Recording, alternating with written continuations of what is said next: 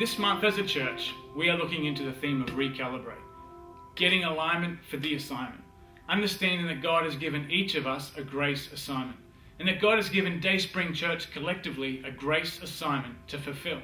In order for us to partner with Him effectively, there is an alignment that needs to take place.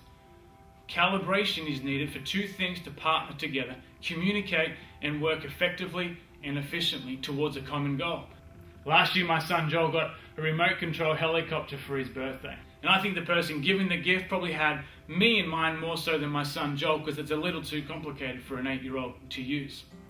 This isn't the kind of toy you can just pull out of the box and start to fly. It needs to be calibrated so that the control is sending the correct signals to the helicopter. It was a 3-step process that took a few goes to get right. But once the controls were calibrated to the helicopter, they could communicate effectively and efficiently. They were in sync, in rhythm. They were partnered together. As Christians, we often need a recalibration. There is a kingdom rhythm, a rhythm of heaven and of His Spirit that we need to be calibrated to. When we get this right, our movements become aligned. We see overflow in our life, overflow which empowers us to complete our grace assignment. Jesus said, "Rivers of living water will brim and spill out of the depths of anyone who believes in me." Jesus is talking about the work of His Spirit in our life. His Spirit within us is to overflow into the lives and circumstances of those around us. In Romans, Paul talks about a recalibration that needs to take place in order for this overflow to happen, the renewing of our minds. Romans 12:1 and 2 from the Passion Translation says this: "Beloved friends, what should be our proper response to God's marvelous mercies?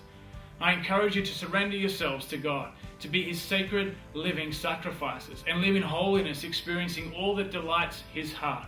For this becomes your genuine expression of worship." Stop imitating the ideals and opinions of the culture around you, but be inwardly transformed by the Holy Spirit through a total reformation of how you think. This will empower you to discern God's will as you live a beautiful life, satisfying and perfect in His eyes. This beautiful life that Paul talks about is a life that is calibrated to the Spirit within us, to heaven's rule and reign. It is a life in rhythm.